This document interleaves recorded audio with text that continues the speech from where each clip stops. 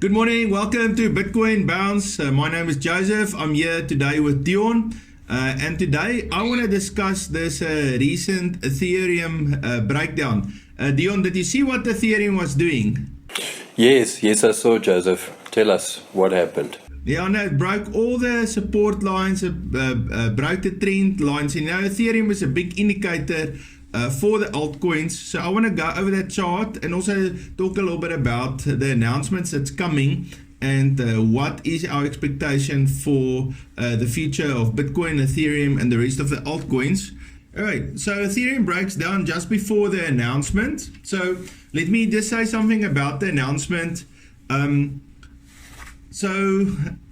The volatility of BTC is very much connected to the Nasdaq. If you go and look at the Nasdaq graph, it's very much follow the same pattern as Bitcoin. What I find is that Bitcoin moves about 3 times the percentage points of the Nasdaq average, but they're very correlated in terms of breaking through, going up and down. And it's not really Nasdaq following Bitcoin, it's more Bitcoin following Nasdaq. So Nasdaq is actually an excellent indicator to follow when we trade Bitcoin. So now on Thursday, they're going to actually release the Apple earnings for the year. And Apple is the biggest company in Nasdaq. And so that's why that's probably reckoned to be the most important announcement on Nasdaq. Now, if the numbers are positive, and there's a lot of confidence in the markets, then we can expect a rally in Bitcoin. But if the numbers spells uncertainty, then we can surely expect a little bit of a dump on Bitcoin, and we might even see a lower low, or at least test the same low that we had previously. So let me quickly go over that announcements. So today we got the FOMC meeting, and then they're going to also announce the Microsoft and Google earnings. Now, historically, the Microsoft and Google earnings really could move the market, but I think most people's going to wait for Thursday with the Apple earnings. So tomorrow we have Meta earnings, that's Facebook, and then on the 28th we have the US Q2 GDP release and the Apple earnings. And so if you take the combined value of these announcements, and all of them is pretty much going to be the same, this could actually announce the biggest move in Nasdaq and possibly the biggest move in Bitcoin this year. So this is very, very important. And so that's why we're going to keep a close eye on what is happening with these announcements. I just want to show you how the market has been reacting. So if you look here at the Bitcoin chart, everybody was a little bit baffled at this 24,200 resistance level because, if you look at the dump, there was no real support or resistance on that level, but that's where our market turned around.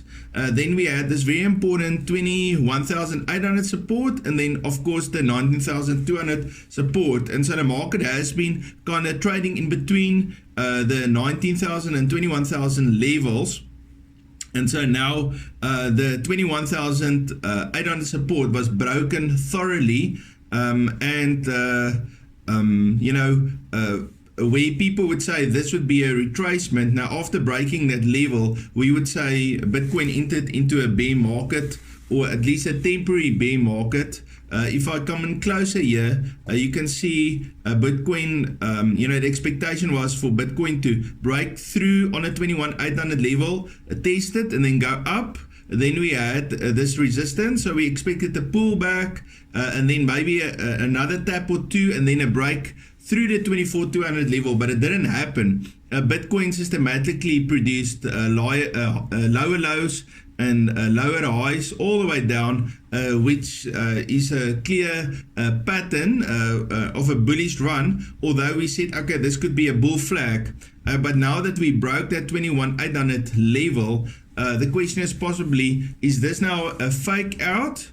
Or are we now in between a 19,200 support and a 21,800 support? Now, if Bitcoin could retrace back and hit resistance on a 21,800 support, then we could possibly go all the way down to 19,200. So, and that is possibly more than likely with this announcement what will happen, that Bitcoin might tap this 19,200 level. Okay, so but we'll have to see what the announcements is. So to go to Ethereum, so Ethereum was very good to kind of bounce in between the 1600 and the 1500 support level, up and down the whole time, and then it hit support. So a lot of traders were buying in at this 1500 support, looking for a 1600 take profit, but Ethereum has broken through, it closed through, and then it went all the way down to the 1400 support. So for the guys that did a short after the close, and they put their take profit at the 1400 level, were possibly able to take that. Okay. Another thing is to look at this this wedge that we have here, and especially this a diagonal support line. You know, Ethereum was very good to follow this diagonal support, and then it thoroughly broke through. So you can't have two major support levels that we've seen broken through. Now, you know, as Ethereum is a leading indicator for most of the altcoins, this really spells a big pullback on all the altcoins, because the market sentiment really drops when Ethereum is breaking to the downside. So that's kind of where we are at, and this is even before the announcements. My expectation is not for the announcements to be very positive. So you could possibly going way down here on your Ethereum and on some of the altcoins. So even that SNX trade that Dion was talking about, I think it's just important to just take in consideration that we might see a dump here in the next 2 or 3 days, if the announcement is negative. Okay, so that's kind of not that good news about the Ethereum, but there's definitely going to be a shorting opportunity, or possibly if we have positive news, it could turn around and we could go above the 1600 level. Now I want to talk about a DCA strategy and how to use the RSI to enter into the market. And obviously the best market condition for me is a ranging market, but if the market is rallying upwards, this could also be good on a dump. It doesn't matter what your strategy is, it's going to be difficult. So let me quickly go over my rules. Okay, so the first rule is we buy the RSI dip above the first RSI dip above the 30% RSI level. I split my capital into 5 parts for this strategy. It means on my first trade I'll only open a 20% of my capital trade, and then every time I get additional entries I'll add 20% to my position. Okay, so then my third rule is I enter consecutive trades on dips that are 10% lower than my original entry. Okay, so let me quickly that first point is buy the first RSI dip above the 30% level. That's very important for me. So I want to quickly show you on this chart. So you can see here on this chart, this was run about the 11th and the 10th of July. You can see the RSI 14 went below the 30% level right here.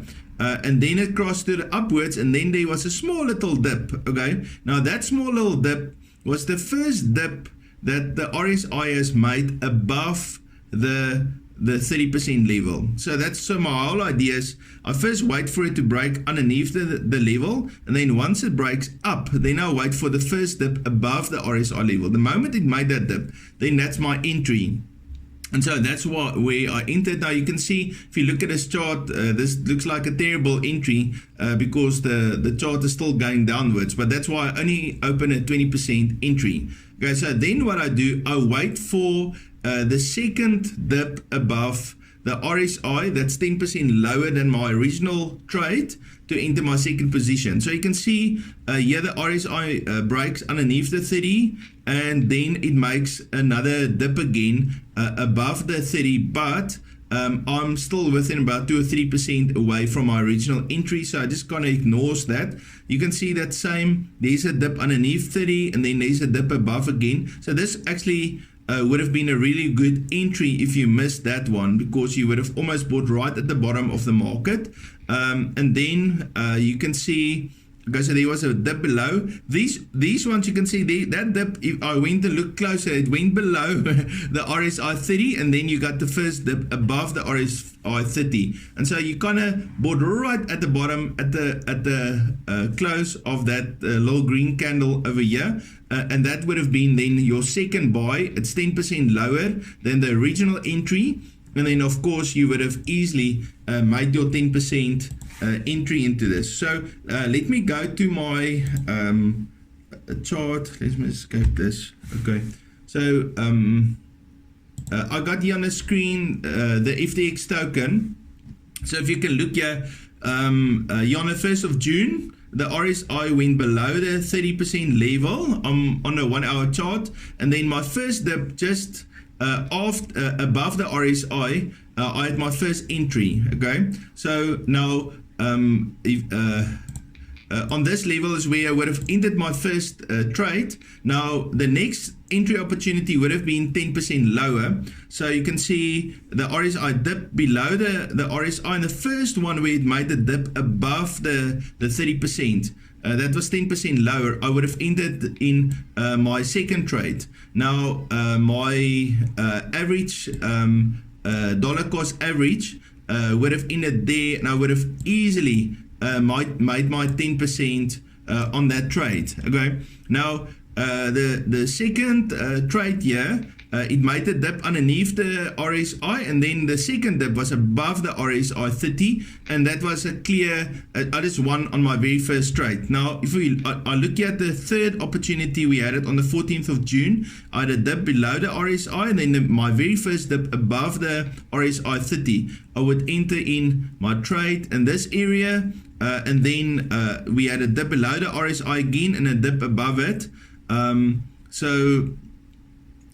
I had a dip below the RSI and then a dip above it. So you'll see that was kind of at the same level. So I would not have opened another trade.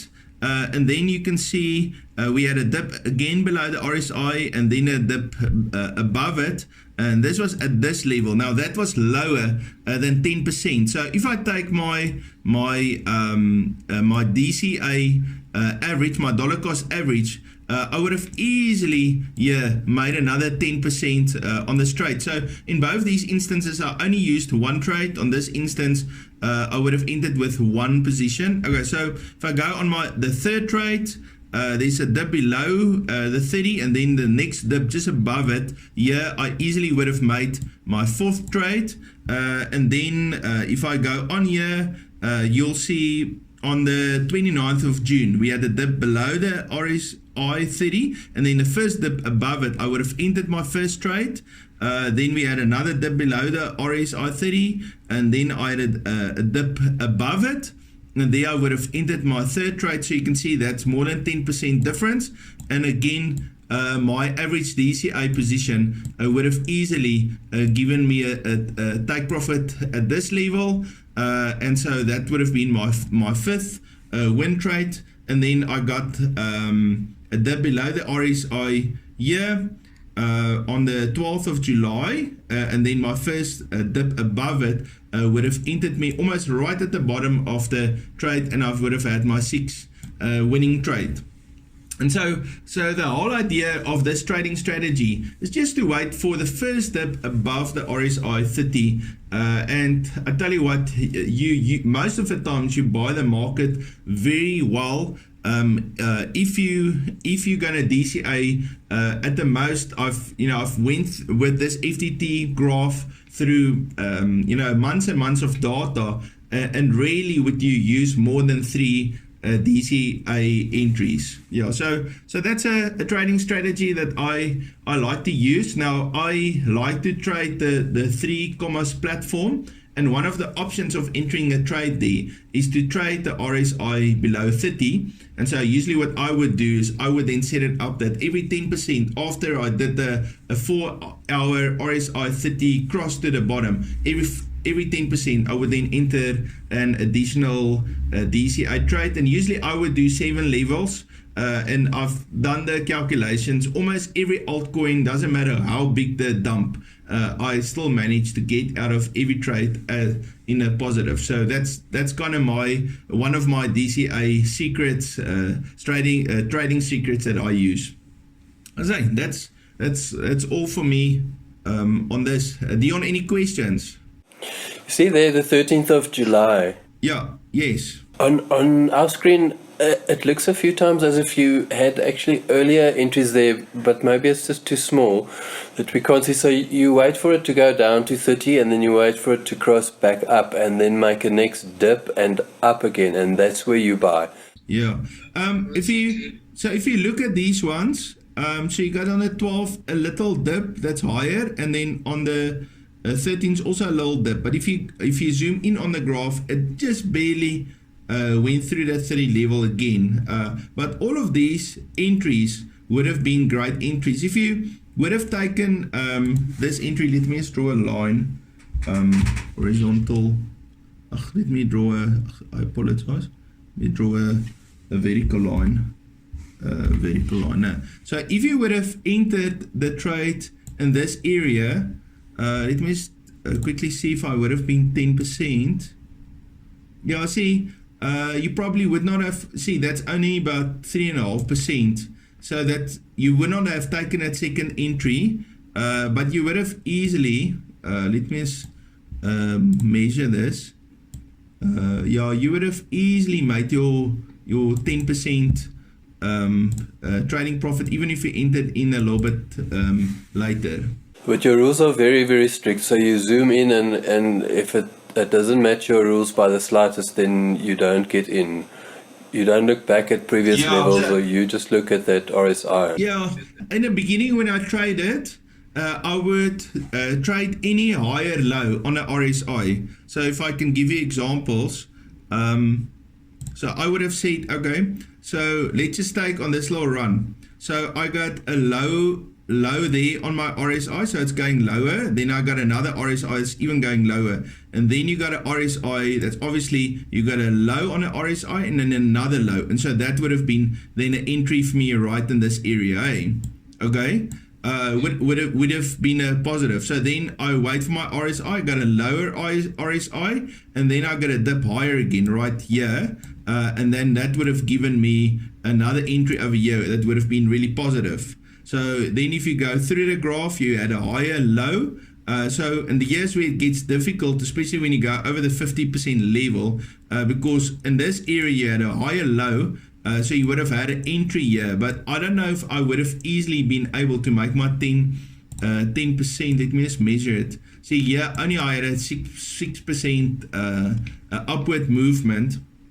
So that's why, just because I'm quite conservative with my entries, I wanted to go through the 30% bottom. Another option could have been to say, okay, it goes through your, let's go here, maybe on the 13th of June, you had a RSI to the low, and then you got a higher low. So you could have actually said you have an entry in this area. But you would have entered too quickly. So that's why I like to enter the first dip above the RSI. For me, that's a strong entry. Yeah. Okay, great. Yeah, as you know, there's lots of scalping strategies, and there's so many charts in crypto. So you take about 15 or 20 charts that you really like. And you try to look for a chart that's quite volatile. You don't want a chart that's got a straight line upwards or a straight line down. You want something that looks like this FTT. You can see it's very volatile, going up and down. And then that gives you plenty of 10% profit opportunities. If you want to play it safer, you can even go for 5%. But I've optimized these trades so many times, and I always find that 10% is a far more profitable take profit for me on an altcoin than a 5%, you know, because you got to wait so long for an entry. You might as well make it worth your while. Thank you, guys. It was a pleasure to talk to you today. We're gonna keep an eye on what Nasdaq is doing and what is happening with those announcements. And you know, if you are DCAing like me, then I think it's a good opportunity to buy Bitcoin and Ethereum. Because my expectation is it's going to make a long week to the downside, and then we're going to see a pump to the upside. That's just my prediction, but we're excited to see what's going to happen in the next 3 days. Have a fabulous day. Dion, thank you for being on. See you tomorrow. See you tomorrow. Cheers.